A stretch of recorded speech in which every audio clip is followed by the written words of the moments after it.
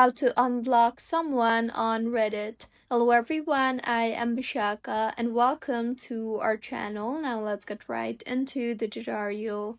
Firstly, go ahead and open the Reddit application on your device and make sure you are signed in. Now, tap on your profile icon on the top right of your screen and then tap on the settings option in the menu that appears. Now go ahead and tap on your username under the account settings tab and then go ahead and tap on the manage blocked accounts option under the safety tab.